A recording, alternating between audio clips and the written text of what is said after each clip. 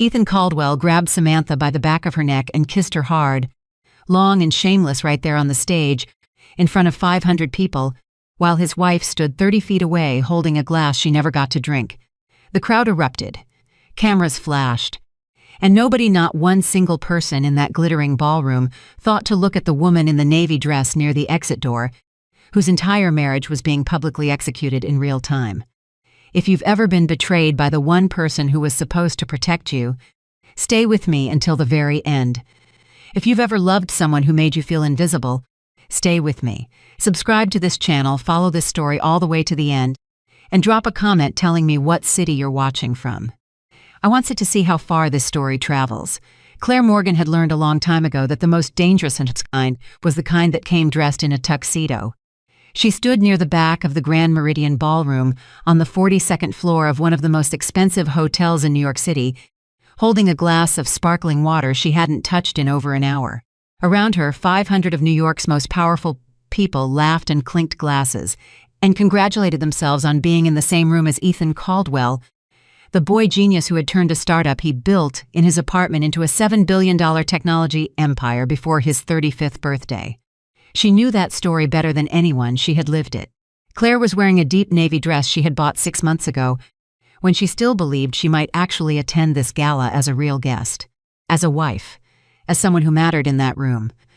But when Ethan told her 2 weeks before the event that it would be better if she came on her own and sat with the general guest rather than at the head table, she had smiled and said she understood. She always understood. That was the problem. The ballroom was extraordinary. It always was when Ethan was involved. He had a talent for creating moments that looked perfect from the outside. The lighting was warm and golden. The floral arrangements on every table were fresh and expensive. A string quartet played softly near the entrance. The servers moved through the crowd with practiced elegance, offering hors d'oeuvre that cost more per plate than most families spent on groceries in a month. Claire had helped plan this gala, not officially. Ethan had never given her a title, never introduced her publicly as his wife at events like this one. But she had spent 3 weeks reviewing the vendor contracts, giving feedback on the catering menu, consulting with the event designer about the table arrangements. She had done it quietly, the same way she did everything in their marriage. Quietly, without credit, without complaint. That was what Claire Morgan had become over the course of their marriage. The invisible hand that kept everything running smoothly while her husband stood in the spotlight and took all the bows. She was thinking about this not with anger, not yet, just with a quiet, tired clarity when the lights in the ballroom shifted. The string quartet stopped, a spotlight found the main stage. And Ethan walked out. Even now, after everything, Claire felt something move in her chest when she saw him. That was the cruelest part of still loving someone who had stopped loving you back. Your body hadn't gotten the message yet. Your heart still responded the same way it always had, even when your brain knew better. Ethan was devastatingly handsome. He always had been. Tall, broad-shouldered, dark hair that curled just slightly at the temples, the kind of jaw that looked like it had been designed by someone who understood power. He wore a custom charcoal suit and a watch that cost more than most people's cars. He smiled at the crowd, and 500 people smiled back. Claire watched from the back of the room. She was good at watching. "Ladies and gentlemen," Ethan said, his voice carrying easily through the ballroom microphone, smooth and confident and warm, "thank you for being here tonight. 5 years ago, I stood in a tiny office with 4 employees and a lease I could barely afford, and I made a promise to myself. I said I was going to build something that mattered, something that lasted." The crowd applauded. Claire pressed her lips together. She remembered that office.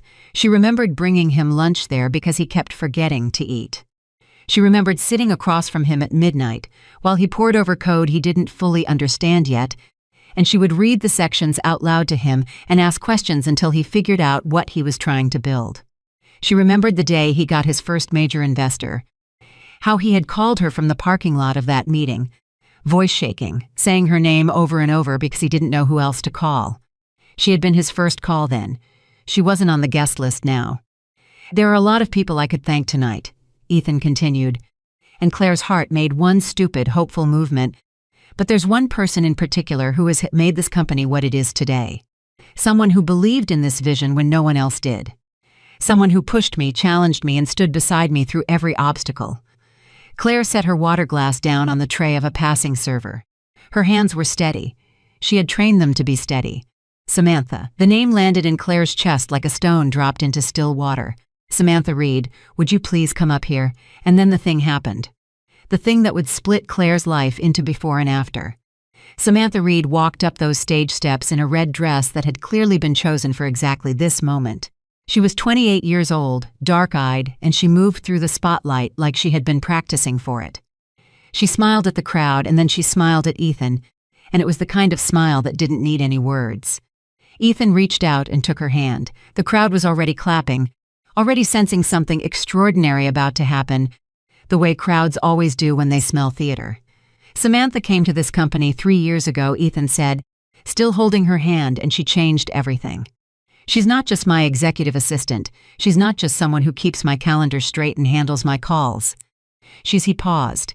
He turned to look at her, and then he pulled her close and kissed her. Not a quick kiss, not a polite social kiss. A deliberate kiss, the kind of kiss that was a statement. The kind that said, this is the woman who belongs beside me. The ballroom erupted. Some people gasped. Some people clapped. Confused, not sure what they were celebrating. Some people whispered, leaning toward their neighbors, eyebrows raised, questions forming. And in the back of the room, Claire stood completely still. She did not gasp, she did not make a sound. She felt the blood drain from her face and then slowly return. She felt the familiar sensation she had learned to call her armor clicking into place. The protective numbness that came when the pain was too large to process all at once. A woman beside her turned and said something. Claire didn't hear the words. She saw the woman's mouth moving and registered the concerned expression, but the sound didn't reach her. All she could hear was the applause.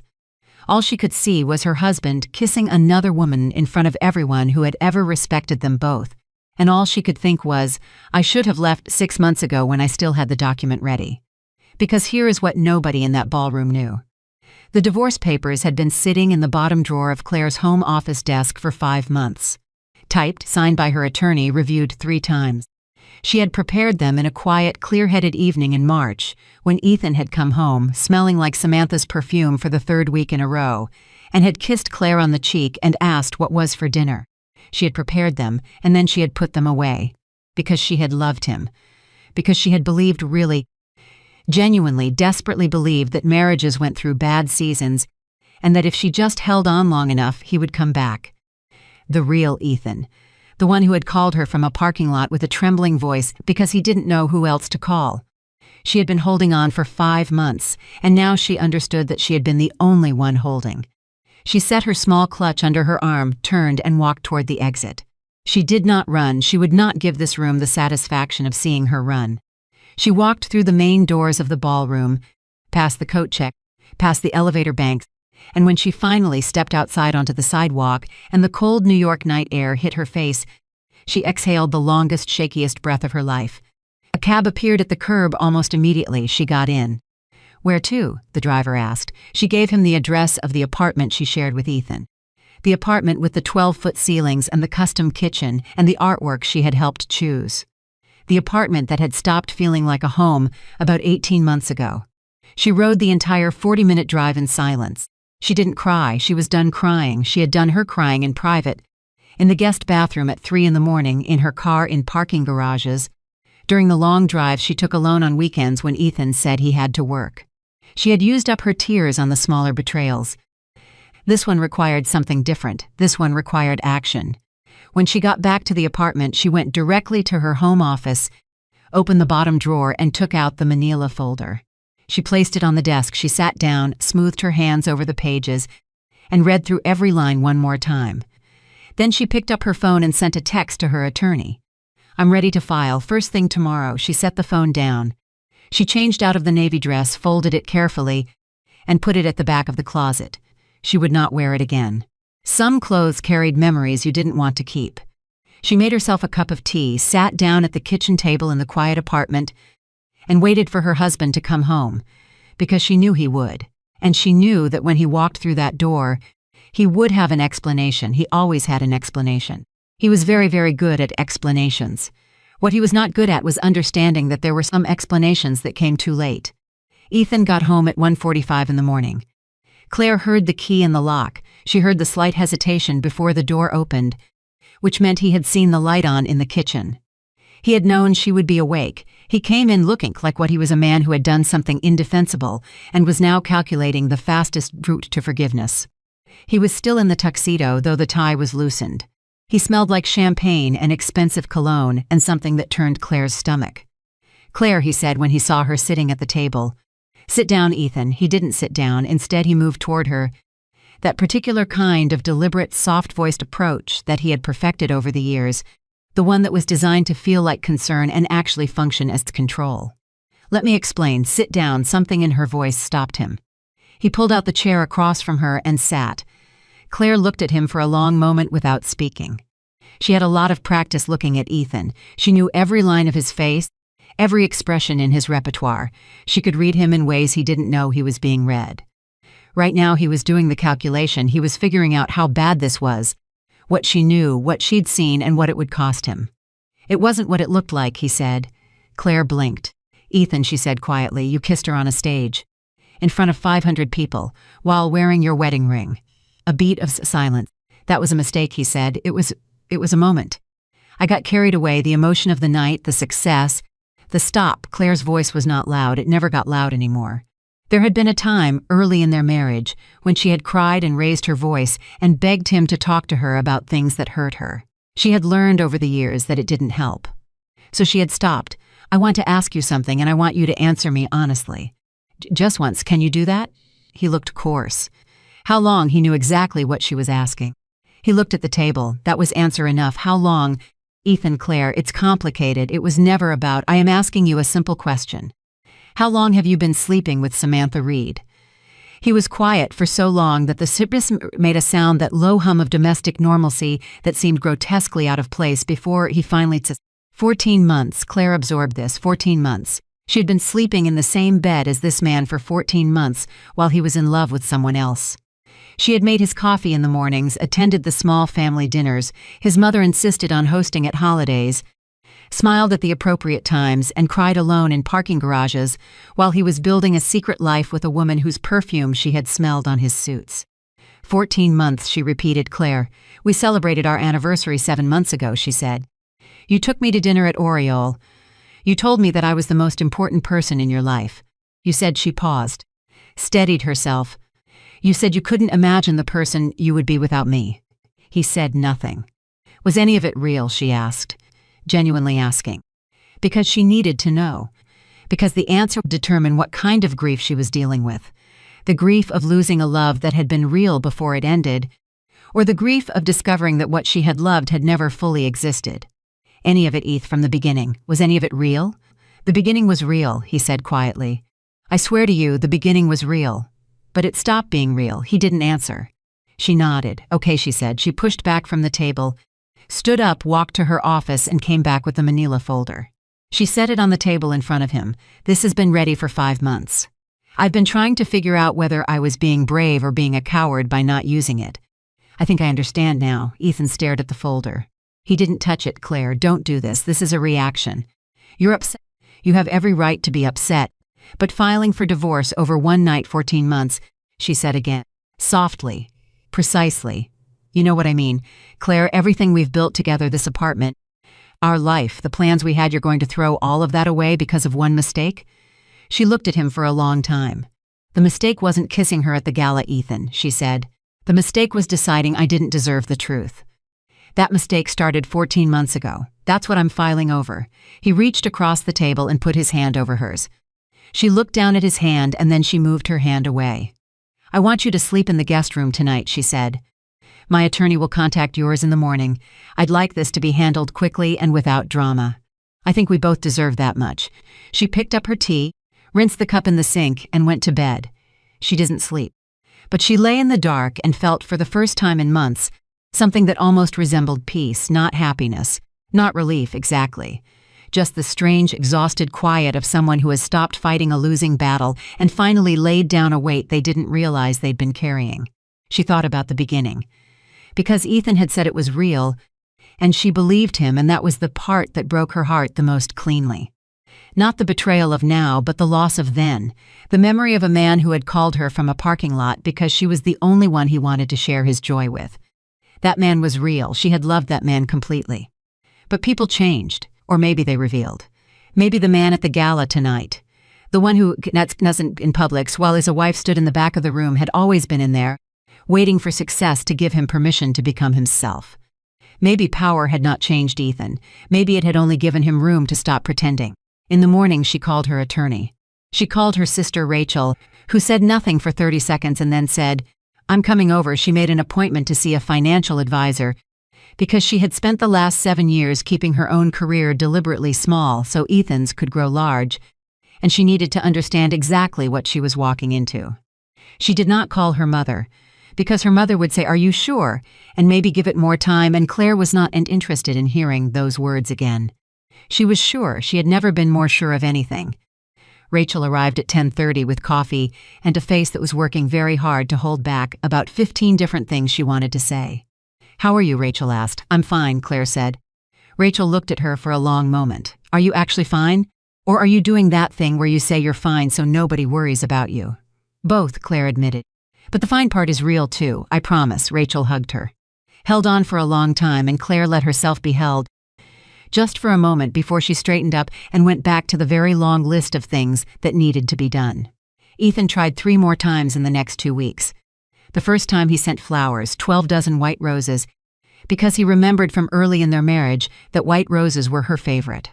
She had them sent to a local hospital. The second time, he showed up at the coffee shop where she had taken to working in the mornings, having moved most of her things into the guest room and given him back the master bedroom with a quiet efficiency that she could tell unnerved him. He sat down across from her table and she looked up from her laptop and she said, "Please don't, Ethan." He said, "I made a mistake." She said, "Yes." He said, "I want to fix it." She said, "Some things aren't fixable. Not because I won't let them be, but because the damage underneath the thing you're asking me to forgive is too wide. It's not about Samantha anymore. It's about who I've been in this marriage for the last several years. And it's about who you've been. And I don't think either of us can go back and be different people." He looked at her like she had spoken a language he didn't quite have the vocabulary for. She closed her laptop, collected her things, and left. The third time was the night before the papers were scheduled to be filed. He knocked on the guest room door at 11 at night, and she opened it, and he was standing there looking like she had never seen him look before. Not confident, not calculating, not performing. He just looked like a man who was beginning to understand what he had lost. "I need you to know," he said, "that I am sorry, not for the reason you might think. Not because of the company or what people will say. I'm sorry because you deserved better. You have always deserved better than what I gave you." Claire leaned against the doorframe. "I know," she said. "Is there nothing?" "No," she said. "There isn't, not because I hate you. I don't. But because I finally understand something I've been trying not to understand for a very long time. I deserve to be someone's first choice, Ethan, not their backup plan. Not the person they come back to when the exciting thing gets complicated. Their first choice every day, and you stopped choosing me a long time before the gala." He nodded slowly. He started to say something else, and then he stopped. And he went back to the master bedroom, and in the morning, the papers were filed. Claire Morgan had always been better at new beginnings than people expected. This was something people who knew her, or thought they knew her, sometimes forgot. Because she was quiet and steady and careful, and quiet, steady, careful people were often mistaken for people who needed protecting. But Claire had grown up in a family that had known real hardship. Her father had lost his business when she was 12, and instead of falling apart, he had rebuilt slowly, methodically, with a kind of patient stubbornness that Claire had inherited without fully realizing it. She was her father's daughter, and in the weeks that followed the filing, she moved with a focus that surprised even Rachel. She updated her resume, she reached out to former colleagues. She set up meetings with 3 different firms that had approached her years ago. She was still operating professionally before she had gradually pulled back to accommodate Ethan's needs. She found a small but beautiful apartment in a different part of the city, with windows that faced east so the morning light came in clean and clear. She moved her things. She was not bitter. Bitterness required the kind of ongoing attention to what someone had done to you that Claire could not afford to pay. She had too much to build. But late at night, in the east-facing apartment with the quiet rooms and the clean morning light waiting patiently for the next day, she let herself feel the grief fully, the whole enormous weight of 7 years. The love that had been real. The man she had believed in. The life she had imagined. She felt it, and then she got up in the morning. And she kept going. What Claire didn't know not yet was that the world she had walked out of was already starting to unravel. Ethan Caldwell had built his empire on a combination of genuine talent, strategic brilliance, and one resource that he had never fully acknowledged on any balance sheet. Claire, not her money, she had kept her own finances separate throughout their marriage, one of the quiet instincts she had followed without fully knowing why. Not her connections, though those had helped early on, but something more fundamental, more difficult to quantify. Her judgment, her steadiness, the way she had functioned, without ever being given the title, as the person who told him the truth when everyone else around him was too invested in his success to be honest. She had been his mirror, the one person who saw him clearly enough to say, in a quiet dinner conversation, "I think you're about to make a mistake here, Ethan," and be right often enough that he learned to listen. Without her, he had no mirror, and without a mirror, a man who had begun to believe in his own myth could not see what he was becoming. The signs were small at first: a deal that went sour, a partnership that dissolved unexpectedly, an investor who asked difficult questions at a board meeting and didn't get satisfying answers. None of it was catastrophic on its own, but it was the beginning of something.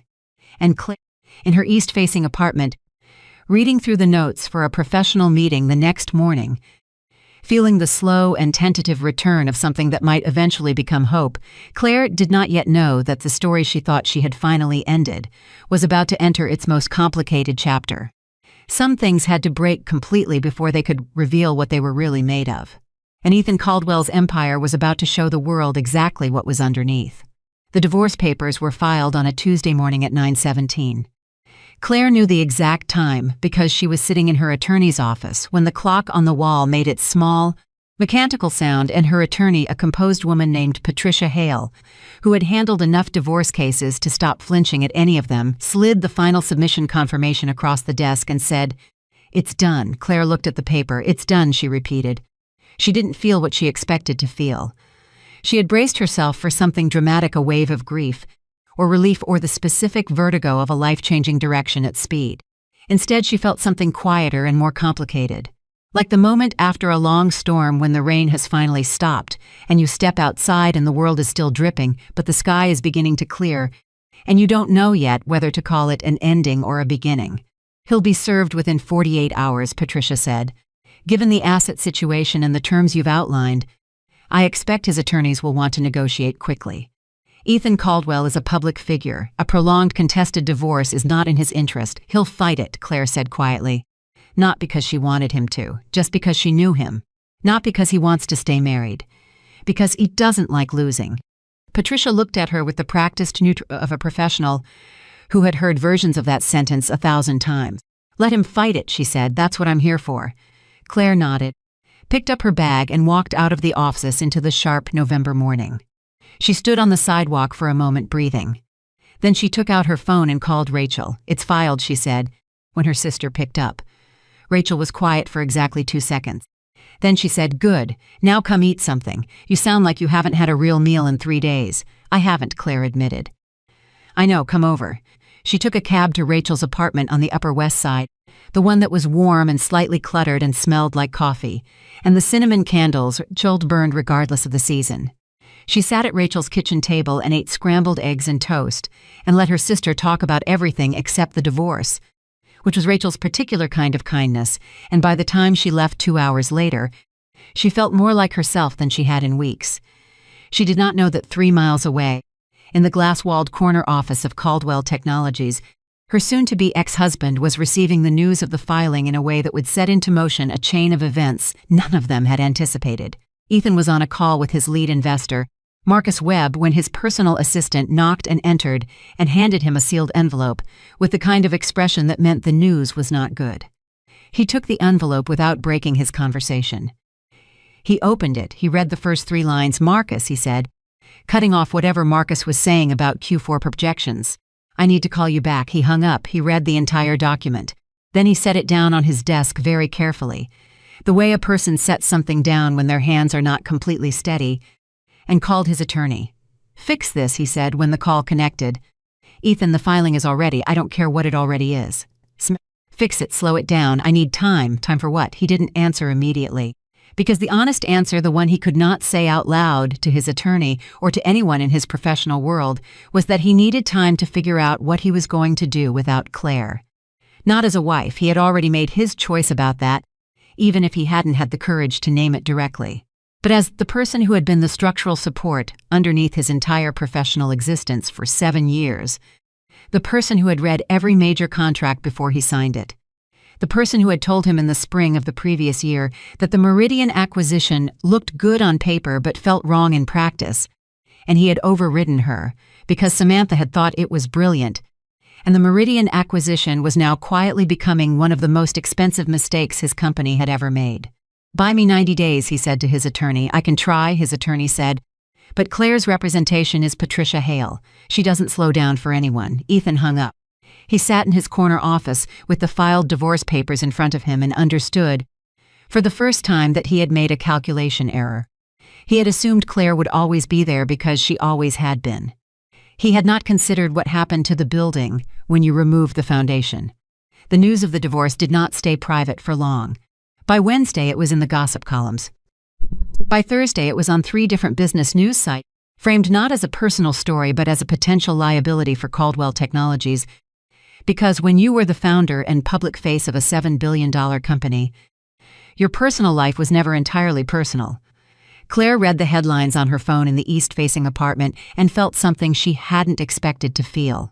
Nothing. She genuinely felt nothing about what people were saying. This surprised her. She had spent years dreading exactly this kind of public exposure, years protecting Ethan's image because the idea of becoming a tabloid story had felt humiliating and unbearable. But now that it was happening, she discovered that the dread had been entirely about saving his reputation, not protecting her own dignity. And since she was no longer in the business of saving his reputation, the headlines were just noise. She made coffee. She opened her laptop. She had a meeting at 10 with a consulting firm that had reached out after a former colleague had recommended her. The meeting was about a potential project management role on a major infrastructure deal. It was the kind of work she had been good at years ago, before she had systematically made herself smaller to fit the shape of Ethan's life. She prepared for the meeting with the thoroughness she applied to everything. She did not think about the headlines. She did not think about Ethan. She was learning, slowly and with effort, how to stop organizing her thoughts around a man who was no longer the center of her world. It was harder than it should have been, and it was getting easier every day. The meeting went well, better than well. Actually, she walked in expecting to spend an hour, proving that her years of domestic invisibility hadn't eroded her professional capabilities. She walked out with an offer on the table and a start date they wanted to discuss within the week. She called Rachel from the lobby. "They want me," she said, and her voice had something in it she hadn't heard in a long time. "Of course they want you," Rachel said immediately. "Claire, of course they want you. What did you think was going to happen? I thought they might see the gap in my resume, and you have never been just a gap in a resume. That man made you think you were small. You were never small." Claire stood in the lobby, with people moving around her, and her sister's voice in her ear, and felt something crack open in the center of her chest. Not painfully, more like the way ice cracks in the spring. That first deep fracture that means the thaw has begun. "Thank you," she said softly. "Don't thank me," Rachel said. "Take the job." She took the job. 3 weeks after the filing, Ethan showed up at her apartment building. She knew he would eventually. She had been expecting it the way you expect certain kinds of weather, not looking forward to it, but prepared. The doorman called up to let her know, and she stood in her kitchen for a moment deciding. Then she said, "Send him up." When she opened the door, Ethan looked different in a way she couldn't immediately name. He was still put together. He was always put together. That was one thing about him that never wavered, but there was something underneath the surface that was different. A tightness around his eyes, a quality to his stillness that was less composed confidence and more held-together effort. "Can I come in?" he asked. She stepped back. "Let him in." He looked around the apartment with an expression she read immediately. He was cataloging, assessing, comparing this place to the apartment they had shared, with its 12-foot ceilings and its custom everything. This apartment was smaller, warmer. It had her books on the shelves and her grandmother's quilt folded over the arm of the couch and a coffee mug on the counter that said something her former life would have considered unsophisticated. He was probably expecting her to be diminished. She was not diminished. She was, in fact, the most herself she had been in years. "You look good," he said, and it came out sounding like something surprised him about it. I know, she said. Do you want coffee? No, he put his hands in his pockets. I want to talk about the settlement. My attorney talks about the settlement, Claire. His voice shifted. The composed CEO register dropped about 2 degrees, and underneath it was something rawer. Please, just 5 minutes. Not legally, just us. She sat down on the couch. Gestured toward the chair across from her. He sat. The Meridian deal is unraveling, he said. She nodded. I know, I saw the reports. He looked at her. You were right. Last spring when you said it felt wrong. Yes, I should have listened. Yes, she said again. Not unkindly, but without the old instinct to soften the truth for him, to add a but or a still or a you couldn't have known. She was done softening his truths. He leaned forward, elbows on his knees. I need you to know that I understand now what you were doing, for the company, for me. I never gave you credit for it. I need you to know I understand that. Claire looked at him for a long moment. Ethan, she said carefully, are you here to apologize to me? Or are you here because the company is in trouble and you've realized that I was useful to you? The words landed. She watched them land. He opened his mouth, closed it. Both, he said finally, and to his credit he had the decency to look ashamed of the honesty.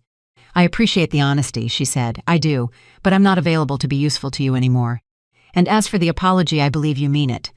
I believe you are genuinely sorry. But sorry and changed are different things, and I don't have enough years left in me to wait and see which one you turn out to be. He was quiet for a long time. What if I could prove I've changed? You can't prove it to me, she said. The only person you can prove it to is yourself, and the only way to do that is to live it. Not with me. Without me. He looked like she had said something he hadn't considered before. Like the concept of becoming better without her as the audience, for it was genuinely new information. Is there someone else? He asked quietly. She thought about Daniel Whitmore, her childhood friend who had been texting her gentle, funny, non-pressuring messages since word of the divorce got out, who had not asked her anything difficult, who had only said, in his last message, I'm here if you need someone who isn't measuring your pain against their own guilt. She thought about him and felt something that was not yet love but was the memory of what it felt like to be safe. That's not your business anymore, she said. He nodded slowly. Like he accepted it, like he was learning in real time what it meant to no longer have the right to ask. He stood up. I'll tell my attorneys to stop stalling, he said. Thank you. He moved toward the door, stopped with his hand on the doorknob. Claire, he said, without turning around, I need you to know what I said at the gala. When I said she was the only woman I truly loved, he paused. I was performing, the whole thing, the speech, the kiss, all of it.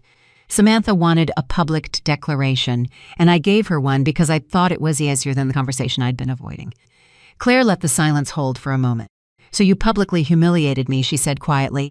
To avoid a difficult conversation, he didn't answer. Because there was no answer that helped. Goodbye. Ethan, she said. He left. She sat in the quiet apartment for a long time after she heard the elevator doors close. She was not crying. She was doing something more complicated than crying. She was feeling all at once, the love and the loss and the anger and the relief that had no single clean emotional name. Then she got up, washed the 2 coffee mugs she had set out and not used, and went back to preparing for the next day. What happened next at Caldwell Technologies happened faster than anyone in the business press predicted. The Meridian deal, which Claire had flagged as problematic 18 months earlier, collapsed completely in the second week of December. The acquisition target had been concealing significant debt, and the due diligence process, which Ethan had rushed because Samantha had pushed for speed, and he had stopped consulting the one person who would have caught the discrepancy, had failed to catch it. The loss was not company ending on its own, but it was the first visible crack in a facade that had been presenting as flawless. Marcus Webb, the lead investor who had been one of Ethan's earliest and most loyal backers, called an emergency board meeting. Claire heard about it from a former colleague who still moved in those circles. The board meeting was described to her as tense, with questions raised about Ethan's decision-making, his focus over the past year, and specifically the judgment calls he had made around the Meridian acquisition. No one at that board meeting said Claire's name, but several people at that board meeting were thinking about her absences. Because here was the thing about Claire Morgan that nobody in Ethan's professional world had ever been willing to say out loud while she was present. They had all known on some level that she was doing something important. They had seen it in the quality of the decisions Ethan made when she was involved. They had seen its absence in the Meridian disaster. They had simply never thought to tell her, and now she was gone. And Ethan was standing in front of a board that was starting to ask questions he didn't have good answers for. Samantha Reed, meanwhile, was discovering something that nobody had warned her about. She had wanted Ethan publicly. She had gotten him publicly. In the most dramatic way possible, a stage kiss at the most exclusive gala in New York. Photographs in every gossip column, her name linked to his in every divorce story that ran in the business press. She had thought that was victory. What she had not anticipated was what came with it. The attention was not flattering, the coverage was not kind. She was photographed arriving at the Caldwell Technologies building, and the captions described her as the executive assistant at the center of the Caldwell divorce, which was technically accurate, and managed to reduce her entire professional existence to a footnote in someone else's scandal. Women who had smiled at her in the office now looked through her. The other executives who had treated her with the respect her proximity to Ethan had afforded her were noticeably cooler. She had not expected the isolation. She had not expected that winning the public declaration would make her feel, privately, less secure rather than more. She went to Ethan's office one evening in mid-December, after most of the staff had left, and sat across from his desk and said, "I need you to tell me this was worth it." Ethan looked up from the documents he had been staring at without reading. "What? All of this?" she said, gesturing vaguely at everything the office, the fallout, the empty space where his careful public persona used to be intact. "Tell me it was worth it." He looked at her for a moment with an expression she had not seen before. "Samantha," he said slowly, "what exactly do you think you won?" She blinked. "I'm sorry, at the gala," he said. "What did you think was going to happen after? You pushed for that public moment. You said it would prove everything. What did you think everything looked like?" She stared at him. "I thought it meant we were choosing each other, publicly. Finally, and then what? And then we'd be together." "Together," he repeated. And the way he said it, flat, slightly distant, like the word was something he was examining from a safe distance, made something cold move through her. "I'm in the middle of a messy divorce that's affecting my company's market position. My lead investor called a board meeting that was essentially an evaluation of my fitness to run this company. 3 of my top executives have scheduled what I'm now pretty sure are job interviews at competitor firms. And the Meridian deal, which you convinced me was a smart, fast move, has cost this company $47 million and my best strategic partner." Samantha was very still. "So when you ask me if it was worth it," Ethan said, "I'm finding it hard to answer you. You're blaming me," she said. "You're sitting there blaming me for all of this. I'm telling you the facts." "The facts," she repeated, and her voice had shifted, gone tighter and more dangerous. "The fact is that you pursued me, Ethan. You told me she didn't understand you. You told me you hadn't been happy in years. You told me she was there out of obligation, and I was there because you wanted me. And now that things are difficult, you're sitting here looking at me like I'm the problem." He didn't answer immediately, which was in its own way an answer. "I made mistakes," he said finally. "I made a lot of mistakes, and I'm going to spend a long time dealing with the consequences of them." "So am I," she said. "Did you ever think about that I'm dealing with consequences too? That my name is in every newspaper attached to a story that makes me look like the villain?" "I don't think you're a villain," he said. "I think we both made choices we're going to regret for different reasons." She stood up. "I think I need to go," she said. "Samantha, don't," she said. And her voice was quiet now, the anger having passed through something into something rawer. "Just don't, I need to go." She walked out of his office. She rode the elevator down alone, and in the lobby of the building she had entered every day. For 3 years, believing she was moving toward something, she stood for a moment, not quite sure in which direction the exit was. Claire started her new job on the second Monday of January. She woke up at 6:30. She made coffee. She stood at the east-facing windows in the early morning light and felt the clean, particular feeling of a new beginning that had been earned rather than given. Rachel texted her, "Day 1, go get them." She texted back, "Already got them, watch." She was not performing confidence. She was not faking steadiness. She was genuinely, and for the first time in a very long time, ready. The office was different from what she had known in her previous professional life. It was faster, less formal, full of people who had opinions they were not afraid to voice. She liked it immediately. She liked being in a room where her ideas were evaluated on their merit and not filtered through someone else's ego. She liked the meetings where she could say, "I think this approach has a problem," and have people respond by engaging with the problem rather than protecting the person who had suggested the approach. By the end of her first week, 2 of her colleagues had told her separately that she was exactly what the team had been missing. By the end of her second week, she had restructured a project timeline that had been running 3 weeks behind and put it back on schedule. She ate lunch at her desk because she liked the work. This was new. She had forgotten that she liked working, that she was good at it, that the particular satisfaction of solving a complicated problem with other smart people was something she had genuinely missed. She had given that up for a man who kissed another woman on a stage.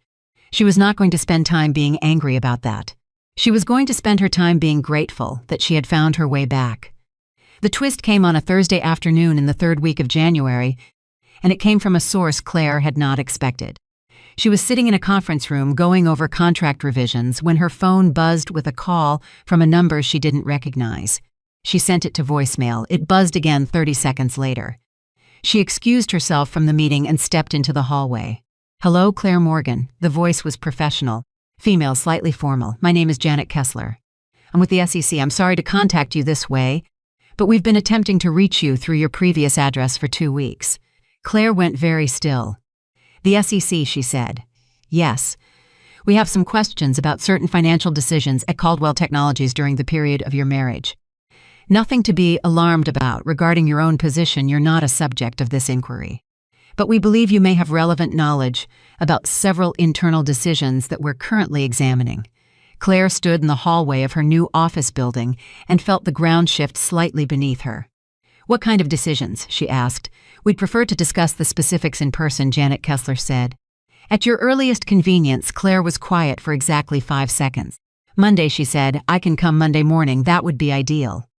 "Thank you, Miss Morgan." She hung up. She stood in the hallway for a moment, processing. She had not seen this coming.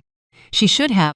Perhaps she had sensed, in those last difficult years of watching Ethan's decision-making from a distance, that there were choices being made that she would not have approved. The Meridian deal alone had enough irregular features that she had flagged it privately to her own attorney when she was preparing for the divorce, just to ensure her own financial separation was clean. But the SEC, that was a different magnitude entirely. She went back into the conference room, sat down, and returned her attention to the contract revisions. She did not panic. She was her father's daughter. She handled the immediate thing in front of her, and she handled it well, and she saved the larger thing for when she had the time and the space to handle it properly. But driving home that evening, she thought about Ethan. Not with love, not with anger, but with the complicated grief of someone who had watched a person they once believed in walk steadily toward a cliff edge. She had tried to tell him. She had tried in 100 quiet conversations that he had chosen not to hear, to be the voice that kept him from the worst versions of himself. He had not listened. And now the consequences of that silence were arriving, one after another, with the punctual inevitability of a bill that has been deferred for too long. The empire was not just cracking anymore, it was beginning to fall. And Claire Morgan, who had spent 7 years holding it up, had finally put it down. She drove through the city that had always been hers before him, during him, and now beyond him, and let herself feel the sorrow of it cleanly, without self-pity, without the complicated guilt of someone who wonders whether staying might have changed the ending. She knew better. Some things had to fall, because only after they fell could you finally see what they had always been built on. The Monday morning meeting with the SEC lasted 4 hours. Claire had prepared over the weekend the way she prepared for everything methodically, without panic, and with the particular clarity that came from having nothing left to protect except the truth. She had pulled together every document she still had access to from the years of her marriage. Personal emails, notes from conversations she kept out of habit, financial records from the joint accounts that had been part of the divorce settlement review. She had organized them chronologically, flagged the relevant sections, and brought them in a folder that her attorney, Patricia Hale, who had insisted on accompanying her, described as the most organized voluntary disclosure she had seen in 20 years of practice. Janet Kessler was exactly as professional in person as she had been on the phone. She sat across from Claire with 2 colleagues and a recorder and asked her questions in a precise, unhurried way that made clear she already knew a great deal and was now filling in the specific gaps of what she knew.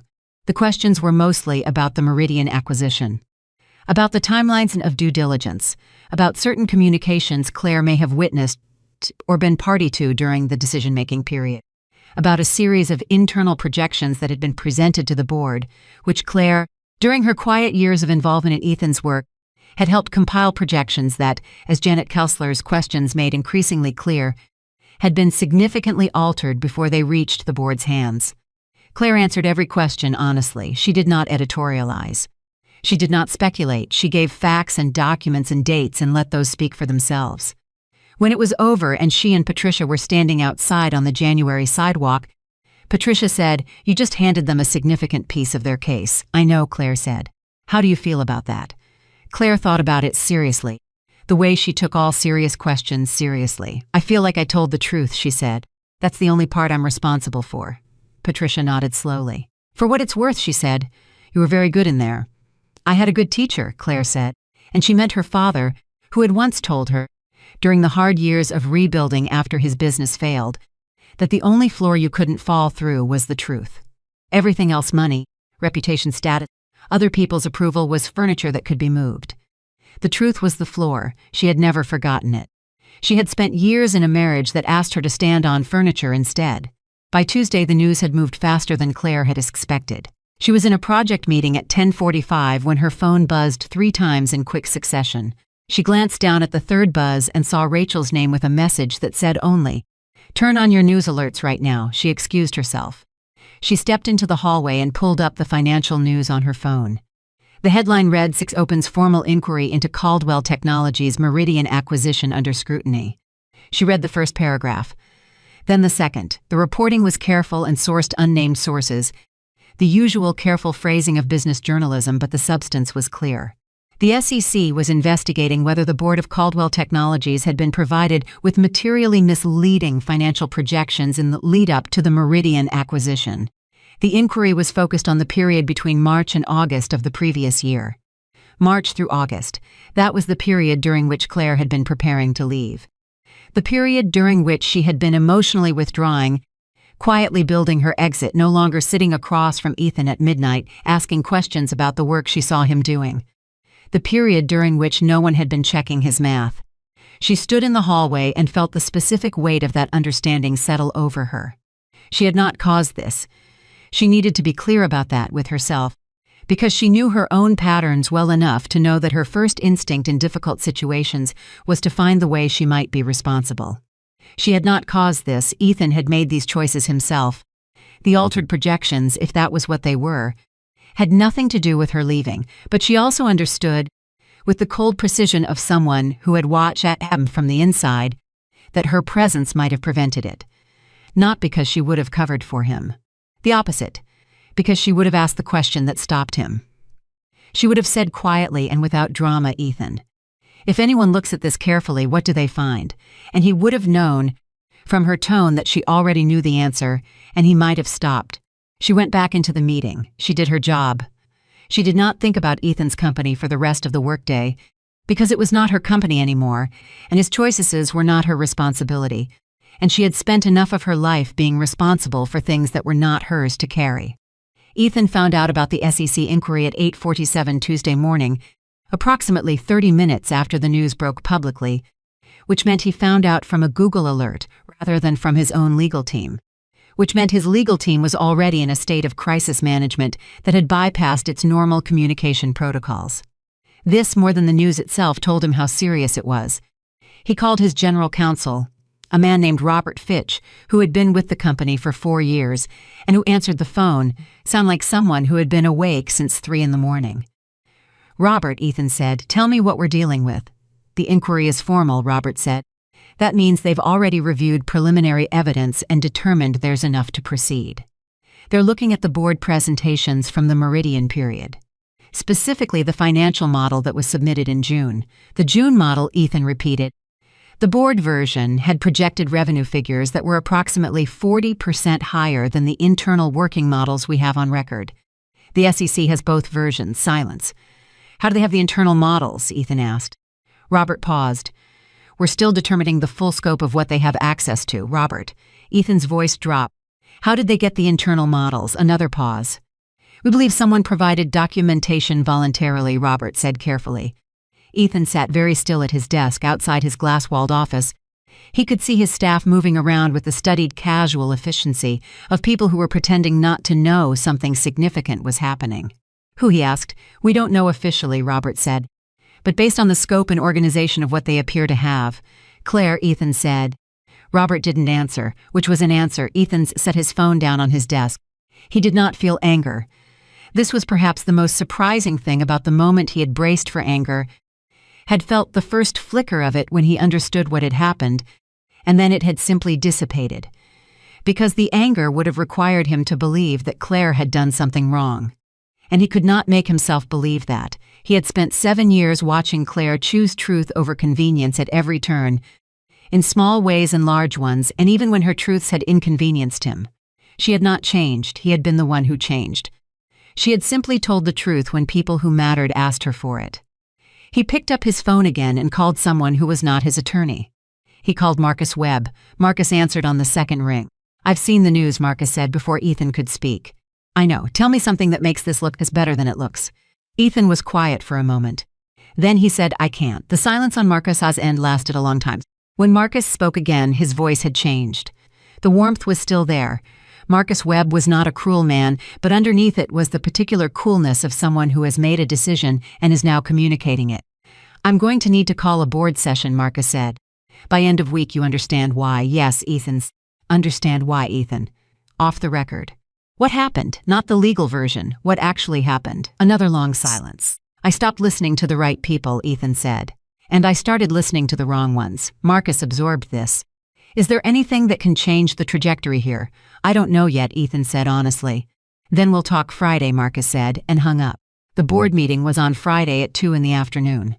Claire did not know about it until Saturday morning, when it was mentioned in a follow-up piece in the financial press. The headline described the meeting as a leadership review, which was the corporate euphemism for something that was both more personal and more devastating than the clean phrase suggested. She was at Rachel's apartment when she read it, sitting at the same kitchen table where she had eaten scrambled eggs the morning after the divorce filing, and the continuity of the location felt significant in a way she couldn't entirely explain. "He's in real trouble," Rachel said, reading over her shoulder. "Yes, how do you feel?" Claire set her phone down on the table. She thought about the question honestly, which was the only way she knew how to handle Rachel's questions, because Rachel always knew when she was hedging. "Sad," she said finally. Rachel blinked. "Sad. Not for the company. Not because I think I should have stayed or that this would have gone differently if I had. Just sad for the person he used to be, the one who called me from a parking lot because I was the only one he wanted to tell." She paused. "That person deserved better than what he became, and so did I." Rachel put her hand over Claire. They sat like that for a moment. Then Rachel said, "Daniel texted me, by the way. He asked how you were doing." Claire looked up. "He asked you?" "He didn't want to pressure you directly." "He's been very careful about not pressuring you directly. He's always been like that," Claire said softly. "He has." Rachel was watching her with the particular expression of someone who has an opinion they are exercising significant restraint in not sharing. "He's also, for the record, the kind of person who asks about you through your sister instead of showing up at your door, which is a level of emotional intelligence that is not common." "I know," Claire said. So are you going to call him?" Claire picked up her coffee, took a sip, looked at her sister. "I'm thinking about it," she said. Rachel smiled, said nothing, which from Rachel was the loudest possible endorsement. She called him that evening. Daniel Whitmore answered on the first ring, which told her he had been hoping she would call, and the fact that he answered on the first ring, rather than waiting to seem less eager, told her he had decided to stop performing indifference. "Hey," he said. "Hey," she said, a short, comfortable silence. "How are you doing?" he asked, not in the performative way people asked when they expected a fine. In the way that meant he actually wanted to know. "Better than I was," she said honestly. "Worse than I'll be eventually. Somewhere in the middle, which is actually an okay place to be. The middle is underrated," he said. She laughed. It surprised her, the laugh, the real one, the kind that came from somewhere unguarded. She hadn't heard that particular laugh from herself in a while. "I heard about the SEC thing," Daniel said carefully. "I wasn't going to bring it up unless you did." "You can bring it up," she said. "I'm not fragile about it. I know you're not fragile. I just didn't want to make a conversation about you into a conversation about him." She was quiet for a moment, absorbing the precision of that. "That's very," she started. "Don't say perceptive," he said. "I've been thinking about how to not make it about him for about 3 weeks. I just finally got the phrasing right." She laughed again. "Can I take you to dinner?" he asked, "not as a date, if that's too much. Just as two people who have known each other since the 3rd grade sharing a meal like normal human beings." "I'd like that," she said. "Tuesday?" "Tuesday." After she hung up, she sat in the east-facing apartment with the evening settling in around her and felt something she had almost forgotten was available to her. Not happiness, not yet. Happiness was a larger thing that took longer to build, but its precursor. That warm, tentative opening of the chest that happened when something good was approaching and you let yourself believe it might actually arrive. She let herself believe it. Meanwhile, 3 miles away, Ethan Caldwell was having the worst weekend of his professional life, and it was about to get significantly worse. The board meeting on Friday had not gone the way he had hoped, though if he was honest with himself, he had not hoped for much. Marcus Webb had chaired the meeting with the precise, controlled manner of someone who had already made up his mind and was now documenting the process for legal protection. The other board members had asked questions that were polite in their phrasing and devastating in their implication. By the end of the 2-hour meeting, Ethan had been informed that the board was placing him on administrative leave pending the outcome of the SEC inquiry. Administrative leave. He had sat in the boardroom where he once received a standing ovation for the company's first billion-dollar quarter and listened to the words administrative leave and understood, for the first time in his life, what it felt like to be on the wrong side of a table. He had built that table. He had paid for that room. He had hired half the people sitting in it, and now they were asking him to step back.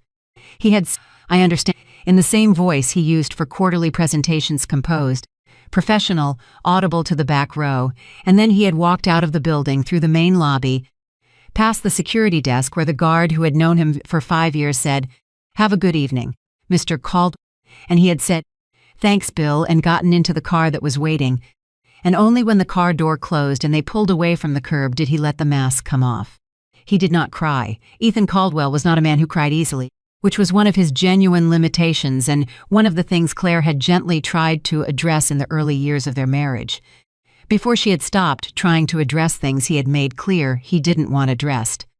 But he sat in the back of the car for the 20-minute drive to the apartment that felt like a hotel, and he let himself feel the full dimension of what had just happened. And then he took out his phone and did something he had not done in 14 months. He called the only person who had ever, the version of him that deserved success, and the version of him that had done everything wrong. He called Claire. She didn't answer. He sat with the voicemail tone for a moment and then said, "It's me. I know you don't have to call back. I needed to hear your voice for a second. Even if it was just the recording, I'm sorry. For everything. I know that's not enough. I know that doesn't fix what I broke. I just needed to say it out loud to you instead of to an attorney or a board member or someone who has something to gain from my answer. Goodbye, Claire." He hung up. He did not expect her to call back. She did not call back. Claire listened to the voicemail twice. The first time she felt the pull, that old gravitational force of a love that had been real once, the part of her that had loved him before he had given her reasons not to. She felt it and she let herself feel it because denying that it existed would have been its own kind of dishonesty. The second time she listened, she heard something different. She heard a man who was not reaching out to her because he had changed or because he deserved her response. She heard a man who was frightened and alone and had run out of people who would absorb his need without cost. She had been that person for 7 years. She was not that person anymore. She did not call back. She put the phone face down on the counter, made herself a cup of tea, and sat at the table reading the novel she had been working through slowly, a page or two at a time for the past month, a luxury she had not allowed herself during the years of managing Ethan's life. The small, reclaimed luxury of sitting quietly with a book and going nowhere and needing to be nothing for anyone. She read until 10:30, then she went to bed. She slept well. The following Tuesday, she had dinner with Daniel. He took her to a small Italian restaurant in the West Village, the kind that had been there for 30 years and felt like it unpretentious, warm, the kind of place where the food was the point and the ambiance was just the room where the food happened. She had expected it to be slightly awkward. There was so much history between them, childhood friendship. The years of drifting apart when her life became Ethan's life, the careful and tender way Daniel had reappeared in the margins of her story. All of that history could have made the evening feel weighted and effortful. It didn't. It felt like breathing. They talked for 3 hours without once running out of things to say. They talked about their families and the old neighborhood and the careers they had built in the years they had been out of each other's lives. They talked about books and about a documentary they had both apparently seen and formed completely different opinions about, And the argument they had about it was the best conversation Claire had had in months, because it required her to actually defend her interpretation. And Daniel pushed back with his own reading, and neither of them backed. Down and by the end of it, they were both laughing. "You never used to argue like that," he said. "I stopped arguing for a long time," she said. "I forgot how."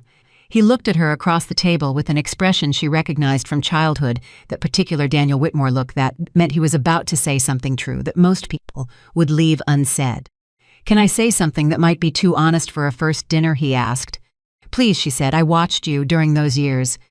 Not in a strange way, just in the way that people who care about someone watch from a distance when they can't be closer. And I watched you get smaller. Not physically, but in yourself. The way you talked when I did see you. The way you always seemed to be calculating something before you spoke. Like every sentence had to be approved before it left your mouth." She was quiet. "And I hated it," he said, "not because of anything you did, but because I knew the version of you that existed before that. The one who argued about documentaries and said exactly what she meant and took up the space she was entitled to take up." "I'm trying to find her again," Claire said softly. "I know," he said. "I can see you finding her. That's why I wanted to have dinner." She looked at him for a long moment. "Daniel," she said. "Yeah, don't fall in love with the project," she said. Not harshly. Clearly. Because she needed to be honest with him the way she had not always been honest with people who cared about her. "I'm still in the middle of finding myself. I'm not ready to be someone's love story yet. I need you to know that before this goes any further." He nodded seriously. "Understood," he said, "but for what it's worth, I'm not interested in a project. I'm interested in you. Whatever version of you is in the room on any given day, even if the version in the room is messy and uncertain and still processing 7 years of a complicated marriage, especially that version," he said. She looked at him and she let herself smile, a real one. The unguarded kind. He smiled back. And the dinner ended the way good things tended to end between them, not with drama or declaration, but with a quiet walk to the corner and a hug that lasted a few seconds longer than a friendly hug needed to, and the understanding that something was beginning without either of them needing to name it yet. 3 days later, on a Friday afternoon, the news that had been building for weeks finally arrived at its next station. Claire was wrapping up a call at her desk when her colleague forwarded her a link with a one-word message. "Whoa," she clicked it. The headline read, "Caldwell Technologies stock drops 34% as expands founder. Ethan Caldwell SPAC amid leadership review." She read the article carefully. The inquiry had expanded. What had begun as a focused examination of the Meridian acquisition had widened to include 2 other major transactions from the previous fiscal year. The stock had dropped 34% in a single trading session. 2 institutional investors had publicly reduced their positions. Marcus Webb had issued a statement that was supportive in its phrasing and devastating in its substance, describing the board's commitment to full transparency and cooperation with regulators, in a way that made perfectly clear that Ethan was not part of their plan going forward. The empire was not cracking anymore, it was falling. And in the rubble of it, visible now for anyone who cared to look, was the structure that had always been underneath. Not the genius and the vision and the billion-dollar story that the business press had written and rewritten for 5 years. The real structure, a man who had been talented and ambitious and real at the beginning and who had slowly replaced the people who kept him honest with people who kept him comfortable, who had confused the woman who told him the truth with an obstacle to his freedom, who had signed away the most important thing in his life without reading the fine print. Claire closed the browser tab. She went back to her work. She had a project deadline at 5 and a dinner reservation for Saturday, and a life that was building itself, quietly and steadily and without anyone's permission, into something she was beginning to recognize. Something that looked more and more like what she had always deserved. That night, Samantha Reed texted Ethan at 11:23. "I think we need to talk." Ethan stared at the message for a moment. Then he typed back, "I know." There was a pause, then Samantha wrote, "I'm going to take the offer in London." Ethan read this 3 times. A competing firm had approached Samantha 6 weeks earlier with a position in their London office. She had mentioned it to him once, briefly, and he had said, "Whatever you think is right," which was the kind of answer that meant he had stopped thinking about her future the way he once had. He had not realized until this moment that she had taken the offer. He typed, "When do you leave?" She wrote, 2 weeks. He sat with this. Then he wrote, "I hope it goes well for you." "I mean that," she wrote, after a long pause. "I know you do." "I'm sorry things went the way they did." He stared at the message. He thought about typing several different things. In the end, he wrote, "Take care of yourself, Samantha," she wrote, "you too." And that was the end of it, not with a confrontation. Not with the dramatic reckoning he might have scripted if someone had asked him to imagine this ending. Just two people who had made choices that cost more than either of them had understood, exchanging quiet, honest words in the dark of a Friday night, and then putting their phones away and facing separately the particular silence of a life that had to be rebuilt from the beginning. Ethan set his phone on the nightstand. He lay in the dark in the apartment that was all his now, all his furniture, all his expensive choices, all his space, and felt the specific loneliness of a man who had arranged his life so that there was no one left to reach for. He had wanted freedom, he had gotten it, and freedom, it turned out when it was built on someone else's loss, felt less like a wide horizon and more like a room with no doors. He stared at the ceiling. He thought about Claire at the dinner table the morning after the gala, her hands steady, her voice quiet, placing the divorce papers in front of him with the calm certainty of someone who had already done all of their crying in private. He thought about signing those papers without reading them carefully because he had been certain she would always be there to catch what he missed. He thought about everything he had missed, and in the dark of the apartment that used to be a home, Ethan Caldwell began to understand at a depth he had never reached before the difference between a life that was powerful and a life that was good. He had spent a decade building the first one. He had destroyed the second. And the cost of that, the real, full, unbudgeted cost, was only now becoming visible in the wreckage of everything he had been so certain he could afford to lose. The stock kept falling. By the following Monday morning, Caldwell Technologies had lost 41% of its market value in 5 trading days. The number appeared on every financial news ticker, on the front page of the Wall Street Journal's business section, on the screens of every broker and analyst who had spent the last 5 years recommending the stock as a safe, high-growth bet on a founder who seemed untouchable. Ethan watched the number from his apartment because he was no longer going into the office. Administrative leave had a particular texture that he had not anticipated. He had imagined it would feel like a forced vacation, uncomfortable, humiliating but essentially idle. What it actually felt like was drowning in slow motion while being required to remain calm on the surface.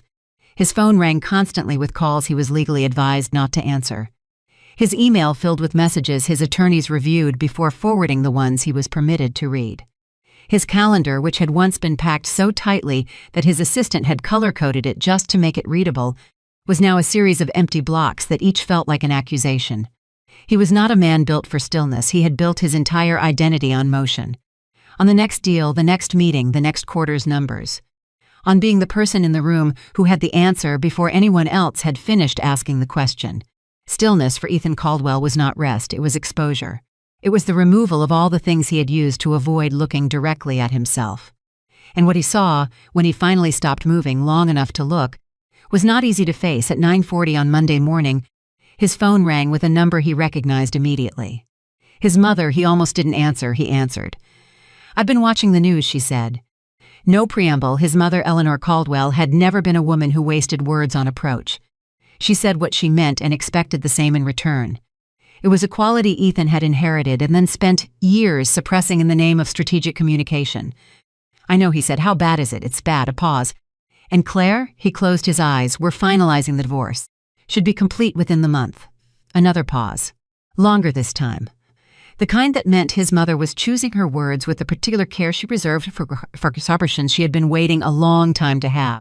"Ethan," she said, "I'm going to say something and I need you to hear it without getting defensive." "Mom, I liked Claire," she said. "I liked her from the beginning, and I watched what you did to her. And I watched her handle it with more dignity than most people could manage. And I said nothing because you were my son, and I told myself it wasn't my place." He said nothing. "I was wrong to stay quiet," Eleanor said. "That's what I wanted to tell you. Not to make you feel worse, but because I think you need to hear from someone who loves you that what happened was not just a mistake. It was a choice, a series of choices, and choices have a different kind of weight than mistakes do." The silence stretched. "I know, Mom," he said quietly. She was not. She was simply his mother, the woman who had raised him to understand that the truth was not an insult. "Because I need you to really know it, not just say it. Not just feel bad in the way that people feel bad when they get caught, but actually know it in the place where it changes how you make the next decision." He sat with that for a long time. "I'm working on it," he said finally. "Good," she said. "Then let's talk about what comes next." That conversation lasted an hour. It was the most honest conversation Ethan had had in years. And when it ended and he set the phone down, he felt the particular rawness of someone who has had a necessary wound properly cleaned for the first time, painful, but cleaner than before. Claire, meanwhile, was in a state that could only be described as forward motion. The project she had taken on at the consulting firm was delivering results that were quietly becoming impossible to ignore. By the third week of February, she had restructured 2 delivery timelines, identified a contract ambiguity that had been costing the client a significant sum in unnecessary fees, and presented a risk analysis so thorough that the senior partner had looked up from reading it and said, "Where have you been for the last 7 years?" She had smiled and said, "Busy." She did not elaborate. The work was good. It was genuinely satisfyingly good, the kind of work that used everything she had: the analytical precision, the quiet ability to read a room, the particular skill she had developed over years of managing a household and a husband, and a reputation of keeping multiple complex systems running simultaneously, without letting them touch each other. All of that transferred, all of that was, it turned out, not just useful in a marriage, but formidably useful in a professional environment that rewarded exactly those capabilities. Her colleague Thomas, who sat 2 desks over and had initially regarded her with the mild skepticism reserved for new hires of uncertain provenance, knocked on her open office door on a Wednesday afternoon and said, "Okay, I have to ask, were you running a small country before this? Because some of the moves you've made on the Harrington account are genuinely not what most people at your level would think to do." She looked up from her screen. "I was running something," she said. "Just not the thing I should have been running." He laughed, decided not to press further, and left. She went back to her screen. The truth was, and she understood this with a clarity that was still arriving in waves, that she had been doing executive-level work for 7 years without an executive title, without compensation, without acknowledgement, and without the professional framework that would have made that work visible and measurable and credited to her.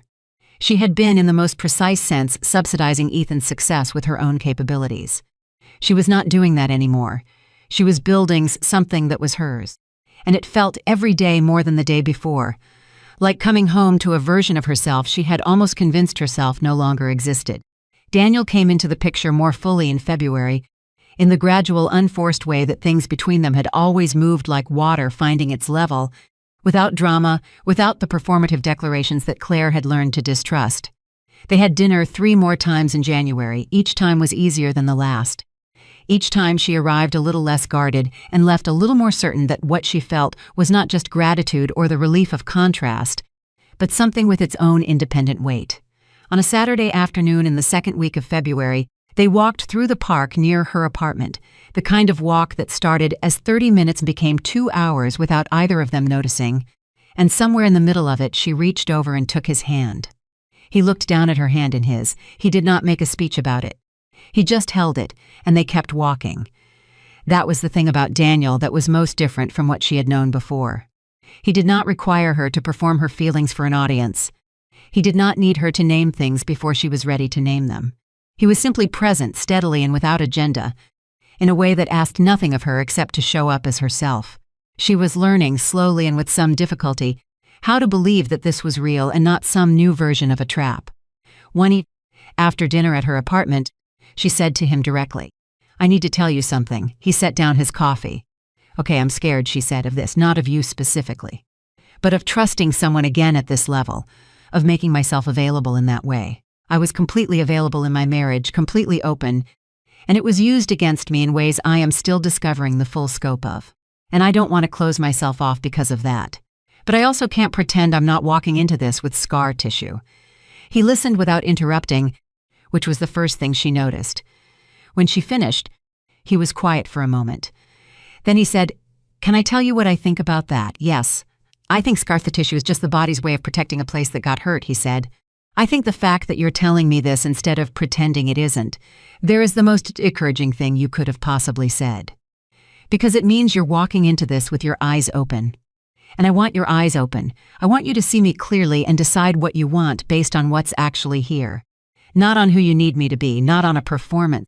Just what's actually here." She looked at him for a long time. "What is actually here?" she asked softly. He met her eyes. "A man who has been paying attention to you for longer than is probably dignified to admit, who thinks you are one of the most capable and genuinely good people he has ever known. and who has absolutely no interest in rushing you into anything you're not ready for. She breathed. Okay, she said. Okay, he said, and that was enough. For now, it was more than enough. The twist that arrived in the third week of February did not come from Ethan's direction. It came from Samantha Reed, from London. Claire received an email on a Tuesday evening with a succinct midway through making dinner and stand very still in her kitchen for a moment before opening it. The subject line read, "I need to tell you something I should have said a long time ago." She stood in the kitchen holding her phone. She thought about deleting it. She had no obligation to read it, no debt to whatever Samantha Reed needed to say. Samantha had made her choices and Claire had made hers, and the two of them were no longer connected by anything except a history they had both survived. But she opened it. She read it standing at the kitchen counter, the stove still on behind her, the smell of garlic in the air. The email was 3 paragraphs long and had clearly been written and rewritten many times. She could sense the drafts underneath it, the false starts and revised sentences and discarded justifications. What remained was stripped down to something that surprised her. Samantha wrote that she was not asking for forgiveness. She understood she had no right to ask for it. She wrote that she had told herself a story during those 14 months about Claire, a story in which Claire was a distant, cold presence in Ethan's life, a wife in name who had long since stopped being a partner, a woman who was too absorbed in her own quiet unhappiness to notice what her husband needed. She had told herself this story because it made what she was doing easier to live with. And then she wrote that she had been at the gala. She had watched Claire walk away. And what she had seen, the straight back, the steady walk, the complete absence of theatrical grief, had disturbed her in a way she hadn't been able to name until much later. Because it wasn't the walk of someone who had stopped caring. It was the walk of someone who had been surviving something for a very long time and had finally decided to stop. She wrote, "I don't know who you were before all of this, but I think he took something from you, and I think I helped him take it. And I think you should know that I know that. I'm not sure what good this does. Maybe none, but I couldn't leave without saying it." Claire read it twice, then she set the phone down, turned off the stove, and sat down at the kitchen table in the quiet of her apartment, and felt something she had not expected to feel. Not forgiveness. She was not ready to call it that, and she was done forcing her feelings into shapes they weren't ready for. But something adjacent to it. Something that acknowledged that the person who had helped destroy her marriage had also been, in her own way, someone who had been told a story and believed it. Someone who had also paid a price she hadn't fully anticipated. She did not reply to the email, not that night, but she did not delete it either.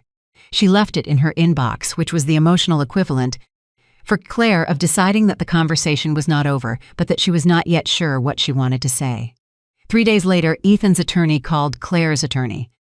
The call was about the final divorce settlement, which had been moving through its legal stages with the efficient inevitability of a process that both parties had finally stopped attempting to complicate. But the call was also about something else, something that Patricia Hale relayed to Claire over the phone that evening, with the measured neutrality of a professional delivering information whose emotional content she had decided was not her responsibility to manage. "He's agreed to all the terms," Patricia said, "every point. He didn't push back on a single one." Claire had expected this, but she waited. "He's also made an addition," Patricia said. "Voluntarily, it's not legally required and we didn't ask for it. But he's proposing to include in the settlement a formal acknowledgement, not public, not for any legal proceeding, just documented within the agreement that your contribution States Caldwell acknowledged during the period of your marriage, specifically your involvement in strategic advisory decisions and early capital facilitation, were material and real and were never formally credited." Claire sat down. "He wants it on paper," Patricia said, "that you were never nothing." Those were his words, apparently. He said, "Tell her I want it on paper that she was never nothing." The silence lasted a long time. "Claire," Patricia said. "I'm here," Claire said. Her voice was steady.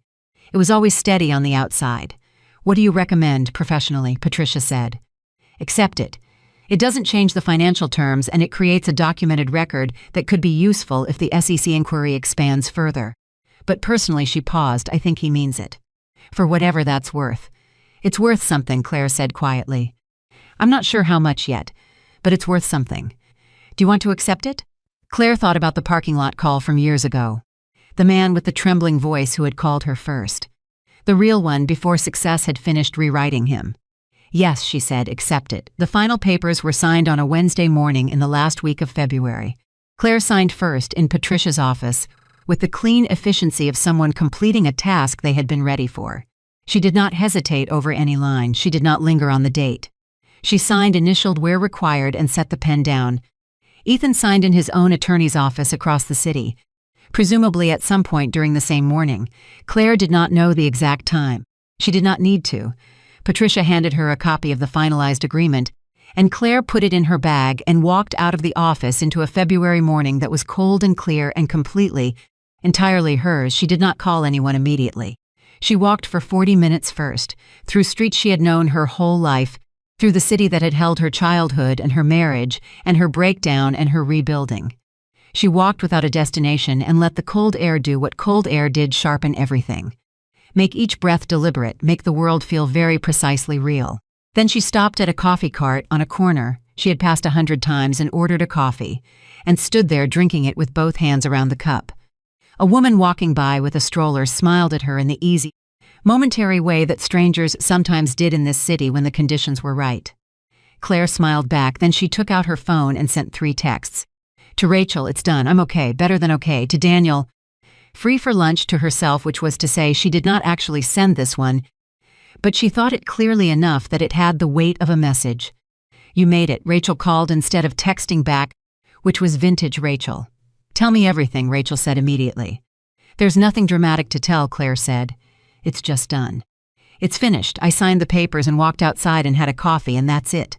"That's it," Rachel repeated. "That's it. You're not, I don't know, devastated." "No," Claire said.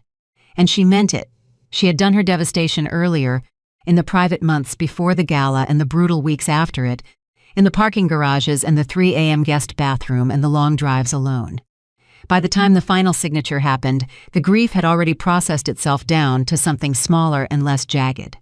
Something she could carry without it cutting her. "Are you happy?" Rachel asked. Claire thought about it. "I'm not there yet," she said honestly. "But I can see it from here. That's new."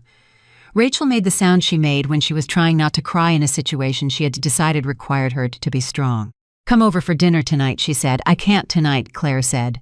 A pause. "Daniel, Daniel." Rachel made a completely different sound, one that required no translation. "Don't," Claire said. "I'm not doing anything," Rachel said. "Doing everything." "Goodbye, Rachel. I love you. Have fun, not too much fun." "Have exactly the right amount of fun." Claire hung up, smiling. Lunch with Daniel was at a small Thai place he had discovered 3 weeks earlier and had been waiting for the right occasion to suggest. They sat across from each other at a table by the window and ate pad see ew and talked about everything and nothing in the easy way that had become their particular fluency. Halfway through the meal, he looked at her and said, "How are you actually doing, today specifically?" "Today specifically," she said, "I feel like I put down something very heavy that I've been carrying for a very long time. And my arms still feel the shape of it, but my hands are free." He looked at her steadily. "Good," he said. "It is," she said. "It actually is." He reached across the table and put his hand over hers, the same way he had in the park 3 weeks earlier, without ceremony, without making it a statement about anything except the fact that he was there. She turned her hand over and held his. They finished lunch. They walked back through the February streets together, close enough that their shoulders touched when they turned a corner, and Claire felt the warmth of it, not the desperate warmth of someone seeking heat because they were cold, but the comfortable warmth of someone who was already warm and had chosen to be warmer. This was different. Everything about this was different. And she was learning, cautiously and then less cautiously, to let it be. The news about Ethan came in 2 stages that arrived so close together they felt like one event. The first was the SEC settlement announced on a Thursday morning in early March. Caldwell Technologies would pay a substantial fine and implement a series of governance reforms. Ethan personally would pay a separate fine and accept a 5-year ban from serving as an officer or director of any publicly traded company. He would not face criminal charges. The SEC had determined that the misrepresentation, while serious, did not meet the threshold for criminal referral. The second was the announcement, 3 days later, that Ethan had resigned from all remaining roles at Caldwell Technologies. Effective immediately, the company would continue. A new CEO had been identified, one of the senior executives who had been quietly positioning himself for months, as senior executives at companies in crisis tended to do. The board expressed full confidence in the transition. The stock stabilized. Ethan Caldwell, who had founded the company, built it from nothing, named it after himself, and defined his entire identity through it for the better part of a decade, was out. Claire read both announcements in the same measured way she had been reading news about him for months with attention, without drama and with the specific emotional distance of someone who had fully separated their life from the story being reported on. She was no longer in that story, she had her own. But she did feel something when she read about the resignation. Not satisfaction, she had never wanted this for him. The ruin of it, the public dismantling, but something more complicated, a grief for the waste of it. For the talent that had been real and the ambition that had once been clean and the choice, made somewhere in the middle years to stop being the kind of person his gifts deserved. She thought about his mother's words, relayed to her secondhand by Patricia, "He wants it on paper that you were never nothing." She thought about the voicemail he had left, the one she had listened to twice and not returned. She thought about the version of him that had been real. And she let herself grieve that version quietly and for the last time, with the specific compassion that people who have loved someone truly can sometimes extend even after the love itself is over. Then she closed the browser, picked up her phone, and called Daniel. "Did you see the news?" she asked when he picked up. "I did," he said. "Are you okay?" "Yes," she said. And it was true. "I actually am. Do you want to talk about it?" She thought for a moment. "No," she said. "I want to make plans for the weekend. Something that has nothing to do with any of it." She could hear the smile in his voice. "I have an idea," he said. "There's a place upstate I've been wanting to show you. If you're up for a drive." "I'm up for a drive," she said. Saturday. She hung up. She went back to the contract she had been reviewing, picked up her pen, and made 3 notes in the margin that would save her client a significant amount of money. She was good at this. She had always been good at this. She was just finally doing it for herself. Ethan made one more attempt. It came not as a call or a visit or a legal maneuver, but as a letter, handwritten on plain paper. Without a letterhead, without the practiced eloquence of a man who had spent years crafting his public image. Just his handwriting, which she recognized even before she saw the name at the bottom. She found it in her mailbox on a Friday afternoon in the second week of March. She stood in the lobby of her building and read it there. He did not ask her to reconsider. He did not propose anything or request anything or attempt any negotiation. The letter was instead an accounting, a careful, painful list of the specific moments where he had chosen wrong, not the general failures, but the precise ones. The anniversary dinner where he had been distracted by a call he had taken at the table. The morning she had mentioned, quietly, that she was feeling invisible in their life, and he had nodded, and then forgotten she had said it by evening. The March evening when he had come home, smelling like Samantha's perfume, and asked what was for dinner. He had written down the moments, he had named them. She read the whole thing. At the bottom he wrote, "I am not sending this because I expect anything from you. I am sending it because you deserve to have someone acknowledge the specifics. Not just I'm sorry for everything in the vague way that asks you to do the emotional work of filling in the details. The details were real. I know what they were. I want you to know that I know." She folded the letter. She stood in the loft for a moment longer. Then she went upstairs, made tea, sat at the kitchen table, and wrote him back. Not a long letter, not a reconciliation. Not forgiveness in the formal sense, though something in the territory of it was present in what she wrote. She wrote 3 paragraphs that said, in the careful and precise way that was native to her, "I received your letter. I read it. I believe you mean what you wrote. I hope you do the work of becoming the person you're describing. Not for me, for yourself, because the version of you that existed before all of this was genuinely worth something, and it would be a waste to lose him permanently to the version that made these choices." She wrote, "Take care of yourself, Ethan." She signed it with her name. She mailed it the next morning on the way to meet Daniel for the drive upstate. She dropped it in the box on the corner, heard it land, and kept walking. She did not look back. The morning was cold and clear, and the city moved around her with its permanent, indifferent energy, and Claire Morgan, who had been invisible and then devastated and then quietly, stubbornly, impossibly rebuilt, walked through it with her hands in her pockets and her face toward the next thing. Toward the car waiting at the corner where Daniel was standing with 2 coffees, one of which he held out to her when he saw her coming. She took it, she smiled, he smiled back, and they drove north into the morning, leaving the city behind them, heading toward something that had no name yet but felt, in its bones, like the beginning of everything that mattered. The drive upstate took 2 hours and 20 minutes, and somewhere around the 90-minute mark, Claire fell asleep in the passenger seat. She did not mean to. She had not slept easily in months, the kind of deep, unguarded sleep that requires a person to feel genuinely safe, and she had been fighting a low-grade tiredness for so long that she had stopped noticing it the way you stop noticing a sound that never goes away. But something about the motion of the car and the coffee warming her hands and Daniel's presence in the driver's seat, steady and quiet and asking absolutely nothing of her, allowed her body to make a decision her brain had not approved. She slept. She woke up when the car slowed, and for one disoriented moment she did not know where she was. Then she felt the seat beneath her and heard the engine and saw the bare winter trees through the window and remembered everything, the signed papers. The letter in the mailbox, the coffee Daniel had handed her on the corner, and she felt the specific peace of someone who has woken up in a life they chose. "I'm sorry," she said, sitting up straighter, pushing her hair back. "I didn't mean to." "Don't apologize," Daniel said. He was looking at the road. "You needed it. How long was I out?" "About 40 minutes. She looked at him. "You should have woken me." "Why?" he said. She did not have a good answer to that, because in her previous life, falling asleep in the car would have been a minor failure, evidence that she was not engaged, not present, not performing the role of attentive companion with sufficient commitment. She had spent years apologizing for her own body's basic needs, for being tired, for being hungry at the wrong time, for crying when crying was inconvenient. Daniel had not woken her because she needed to sleep, and there was no reason to interrupt that. It was such a simple thing, it should not have felt as significant as it did. "Thank you," she said quietly. He glanced over at her. "You don't have to thank me for that either." "I know," she said. "I'm thanking you anyway," he smiled, kept driving. The place he had been wanting to show her was a small town 2 hours north of the city that he had discovered on a solo drive the previous fall, the kind of town that had one main street and 3 good restaurants and a farmer's market on Saturdays, and the particular quality of light in winter that made everything look like it had been photographed for a calendar. They spent the day doing nothing of consequence and everything of value. They walked. They had lunch at a restaurant where the owner came out to check on them personally. They went into a used bookstore and spent 45 minutes pulling books off shelves and reading first paragraphs to each other to determine whether they were worth taking home. Daniel bought 2, Claire bought 4.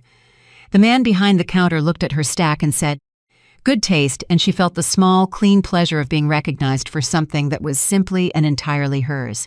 On the drive back, the sun was setting and the sky was doing the thing it did in winter upstate, going orange. And then pink, and then a deep, bruised purple that made the bare trees look like they'd been cut from paper. Claire watched it from the passenger window and felt something settle inside her that had been unsettled. For so long she had begun to believe it was permanent. "Can I ask you something?" she said. "Always," Daniel said. "When did you know that you felt the way you feel? When did you figure that out?" He was quiet for a moment. "The honest kind of quiet, not the evasive kind. It wasn't one moment," he said finally. "It was more like I always knew, in the background. The way you know something is true without it needing to announce itself. And then when I heard things were ending with Ethan, I had to make a decision about whether I was going to be the kind of person who acted on what he knew or the kind who let it pass because the timing was complicated. And here we are," he said. She looked at him for a long moment. At the profile she had known since the 3rd grade, the one that had changed gradually over 30-something years into the face of a man she was only now fully seeing. "I'm glad you decided to act," she said. He reached over without looking away from the road and briefly squeezed her hand. She held on. They drove the rest of the way back in the comfortable silence of people who have said enough.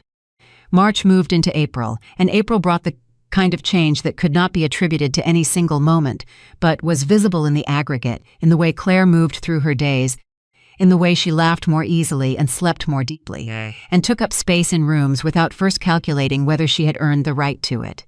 The consulting firm offered her a full partnership track position in the first week of April.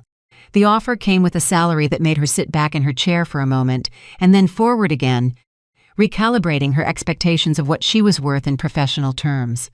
She had been undercharging herself for years, not just in the marriage. Before that, too, in the early career years when she had believed that being capable would be enough and had not yet learned that capability without self-advocacy went uncompensated. She called Patricia Hale, who had become something approaching a friend over the months of the divorce proceedings, and told her about the offer. "Negotiate," Patricia said immediately. "The offer is already generous. They came to you," Patricia said. "They came to you, Claire. They watched what you did in 3 months, and they want to keep it permanently. You have leverage," she negotiated. She got more than the initial offer in salary and a provision for project bonuses that her colleague Thomas told her quietly was something 3 senior partners had been trying to get into their own contracts for 2 years. She signed on a Friday afternoon and texted Rachel a single line, "Partnership track, starting May 1st. Rachel called back in under 40 seconds, which was a personal record. The celebration that night was small. Rachel and her husband, Daniel, a bottle of wine that cost more than it needed to, and it was the best kind of small. The kind where the people in the room were there because they wanted to be, because they genuinely knew what the occasion meant, because the joy in the room was clean and uncomplicated and entirely for her. She looked around the table at one point at Rachel's husband, making Daniel laugh at something, at Rachel watching her with an expression of undisguised pride, and felt the fullness of it so completely that her eyes went bright, and she had to look at the ceiling for a moment. "Don't you dare," Rachel said from across the table. "I'm not," Claire said. "You absolutely are. I'm not crying about a job offer. You're crying because you remembered you were always this good," Rachel said. "And that is a completely acceptable reason to cry." Claire laughed, pressed her fingers briefly to her eyes, got it together. Daniel leaned over and said quietly, close enough that only she could hear, "For the record, I knew you were this good in the 3rd grade. You organized the entire class science project while Mrs. Patterson was taking attendance." She turned to look at him. "You remember that?" "I remember everything," he said simply. She held his gaze for a moment, and then she kissed him, right there at the table, brief and warm and without any of the performance or justification that used to be her first instinct with affection, just because she wanted to, because he was there and he was good, and she was choosing this, and that was enough of a reason. Rachel made a sound that was technically undignified for a woman her age. Claire did not care. The twist came in the 3rd week of April, and it came from the last direction she had expected. She was at her desk on a Wednesday afternoon when her phone rang with an unknown number that turned out, when she answered, to be the assistant of Marcus Webb. Marcus Webb, Ethan's lead investor. The man who had chaired the board meeting that placed Ethan on administrative leave. The man whose carefully worded statement had effectively ended Ethan's tenure at his own company. Marcus Webb wanted to have coffee with her. She sat for a moment after she hung up with his assistant, turning this information over in her mind with the careful attention she gave to things that did not immediately make sense. Then she said yes. They met on Thursday morning at a quiet midtown hotel, the kind that had private meeting rooms off the main lobby where conversations could happen without an audience. Marcus Webb was in his early 60s, silver-haired, with the particular manner of someone who had been powerful for long enough that he no longer needed to perform it. He stood when she entered and shook her hand with the directness of someone who respected her time. "Thank you for coming," he said. "You were interesting enough to be curious about," she said. He smiled. "Good, I like curious people." He gestured to the seat across from him. "I'm going to be direct if that's all right. I prefer it," she said. "I've been watching what happened with Caldwell Technologies for the past several months," he said. "Not just the SEC matter, the whole arc of it.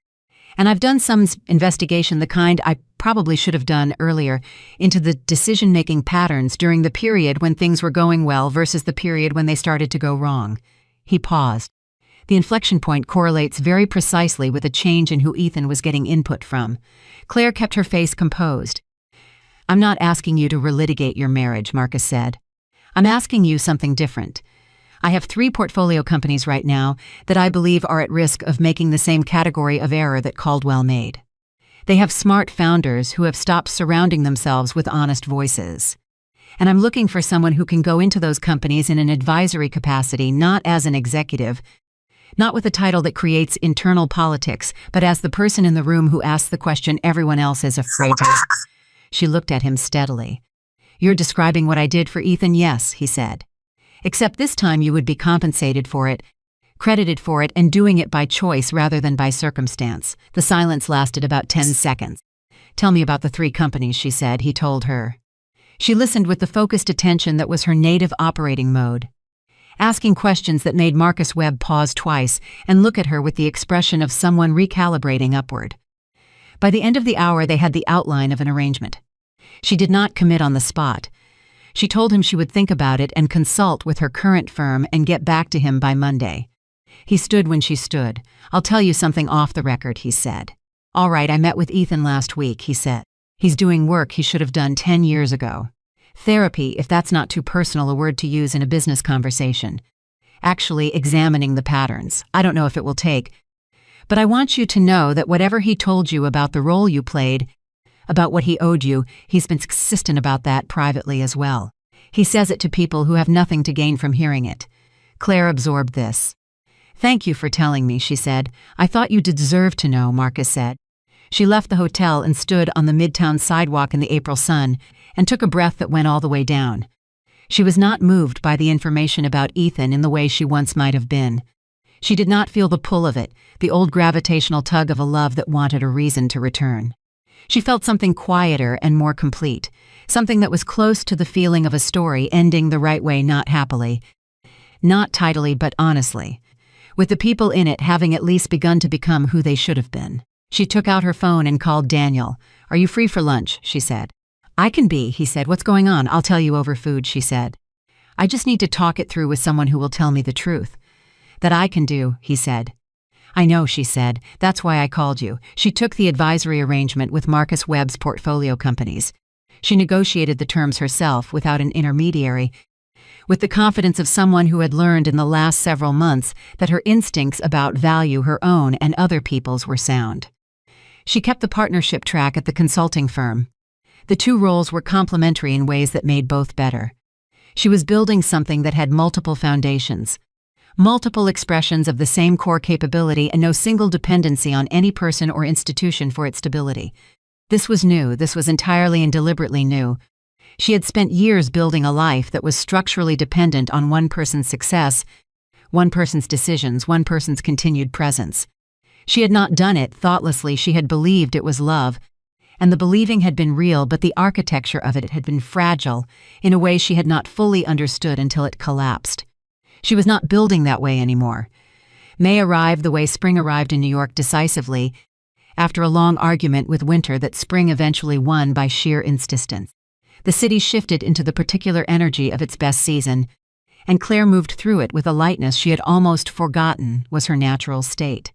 She and Daniel were not performing a love story. They were living a quiet, real daily thing that had its difficulties and its adjustments and its moments of friction, because he had his own patterns and she had hers, and two people who had each spent years alone developed habits that didn't always accommodate each other easily. There were evenings when she needed space he wasn't sure how to give without feeling pushed away. There were mornings when his patience, which she had come to rely on, felt to him like he was being asked to carry something without acknowledgement. They talked about these things. This was the most different part from what she had known before. In her marriage, the difficult things had existed in a silence that grew steadily heavier until it was the loudest thing in the room. With Daniel, the difficult things got said. Not perfectly, not always gracefully, but said. Out loud between two people who had agreed that honesty was the minimum requirement for what they were building. One evening in May, she came home from a particularly draining day, a client meeting that had gone badly, a miscommunication with a colleague she had had to spend 2 hours untangling, the particular exhaustion of being very good at something and having it go wrong anyway, and she sat down on her couch and felt, for the first time in months, a wave of the old darkness. The specific grief of someone who is doing everything right and still has bad days, and is not yet fully confident that bad days don't mean a return to the bad years. She texted Daniel, hard day, I'm okay but I needed you to know. He texted back within 2 minutes, do you want company or quiet? She thought about it honestly. Then she typed company. But the kind that doesn't need me to perform okay. He was at her door 40 minutes later with food from the Thai place and nothing on his face that required her to manage his feelings about her feelings. He sat with her, they ate. She talked when she wanted to talk and was quiet when she didn't, and he did not fill the silences with reassurance she didn't ask for or press her for emotional access she hadn't offered. When he left at 10, he hugged her at the door and she held on for a moment longer than she needed to. Thank you, she said into his shoulder. Stop thanking me for showing up, he said. It's what I do, I know, she said. I'm still getting used to that. He pulled back enough to look at her. Take as long as you need, he said. She believed him. That was the thing, the enormous, quietly revolutionary thing. She believed him. The last time she heard from Ethan directly was a Tuesday morning in the first week of June. Not a call, not a letter this time. A message through a mutual professional contact, a careful, formal one-line message that said only, I saw the announcement about the web advisory arrangement. I hope it goes well, you were made for that work. She read it once. She did not reply. Not because she was still angry, she had used up her anger months ago, and what remained was something cooler and more permanent, something closer to a clear-eyed understanding of who he was and who she was and the distance between the two.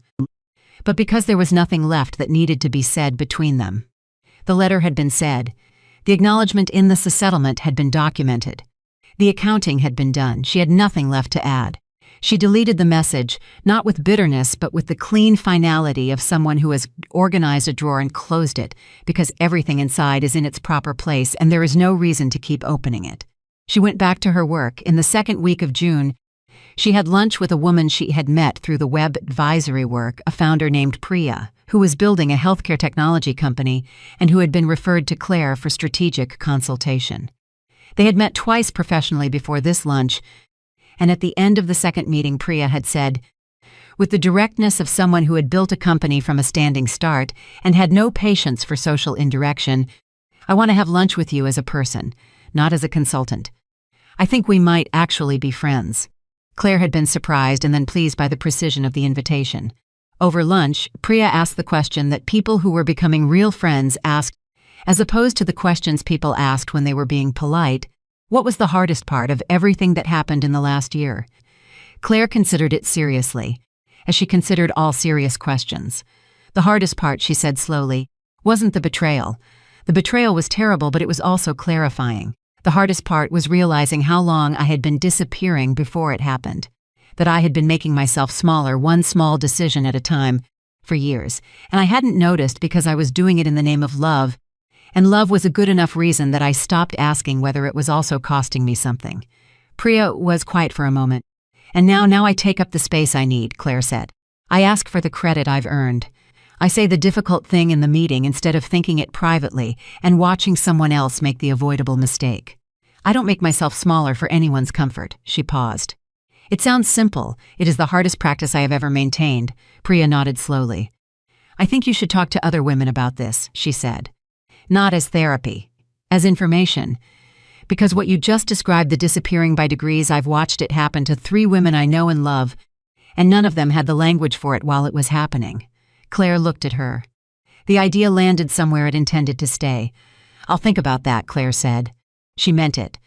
The twist that closed the year did not come as news or drama or a phone call from an attorney. It came as an invitation. In the third week of June, she received a formal invitation to speak at a conference on women in executive leadership. The invitation had come, she was told, on the recommendation of Marcus Webb, who had been asked to suggest emerging voices in strategic advisory work. The topic they wanted her to address was one the conference organizer had phrased as reclaiming professional identity after personal disruption. She read the invitation 3 times. Then she picked up the phone and called Rachel. "They want me to speak," she said. Rachel said, "About what?" "About what happened. About disappearing and coming back. About what it costs to make yourself invisible in the name of someone else's success and what it takes to rebuild." The silence on Rachel's end lasted a full 4 seconds. "Say yes," Rachel said. "It's very public," Claire said. "It means talking about the marriage, about Ethan. About all of it in front of—" "Say yes," Rachel said again. More firmly, Claire was quiet. "Claire." Rachel's voice shifted into the register it took when she was being the older sister in the most fundamental sense. "You spent 7 years being invisible so someone else could be seen. You have spent the last several months building something extraordinary. You have things to say that other women need to hear. Say yes." Claire closed her eyes. She thought about the woman in the navy dress standing in the back of the ballroom, watching her marriage be publicly executed and walking out without making a sound because she had spent so long not making sounds that silence had become her default. She thought about the east-facing apartment and the morning light and the novel on the nightstand, and the coffee with both hands and the gradual, stubborn daily work of becoming herself again. She thought about Priya saying, "I think you should talk to other women about this." She opened her eyes. "Yes," she said. She spoke at the conference on a Saturday morning in mid-July, in a room that held 400 people, wearing a dress she had chosen entirely for herself, not for the image it projected, or the message it sent, or the impression it would make on anyone else, just because she liked it. She did not use notes. She stood at the podium and told the truth the way her father had taught her to, clearly, without self-pity, without the performance of having been victimized, and without minimizing the real cost of what had happened. She talked about the disappearing by degrees, about the way that love, when it goes unreciprocated for long enough, begins to feel like a character flaw in the person doing the loving. About the specific cruelty of being told implicitly and over time that your presence is useful but your identity is inconvenient. About the moment at the gala when she had watched her marriage be publicly buried and had walked out without a sound, and how that silence had been the last gift she gave a man who had stopped deserving her voice. She talked about rebuilding, about the east-facing apartment and the new job and the first morning she had woken up and not immediately organized her thoughts around someone else's needs, about how small and how enormous that moment had been simultaneously. She talked about Daniel briefly and without his name as the person who had shown her that being chosen was not supposed to feel like a miracle, that it was supposed to be the basic minimum, that love without consistent, daily choice was not love but habit, and habit could end. She talked about worth, about the difference between being told you are valuable and being treated as valuable, about for a long time she had accepted the words in place of the treatment, because the words were easier to provide and she had stopped requiring more. The room was very quiet while she spoke, not the polite quiet of an audience performing attention. The real quiet, the kind that happened when a room full of people recognized something. When she finished, the applause started before she had stepped back from the podium, and it was the kind that began with one person and then moved through the room like something catching. She did not cry. She stood there and received it, fully and without deflection, the way she had been learning to receive things that were genuinely given. This was for her. She let it be for her. Afterward, in the reception area, a woman who appeared to be in her late 60s came and found her. She had silver hair and very direct eyes, and the bearing of someone who had made many difficult decisions and lived well anyway. "I want to tell you something," the woman said. "Please," Claire said. "I did what you did," the woman said simply, 40 years ago. "Except I didn't find my way out until I was 53. I spent 20 years after that wondering what I might have built if I had found it sooner." She paused. "You're what, 35, 36, Claire said. The woman smiled. "You have everything ahead of you," she said. "Everything, and you already know how to do the hard part. Don't waste a day of it." Claire held the woman's gaze. "Thank you," she said. The woman patted her hand once, firmly, like punctuation, and walked away.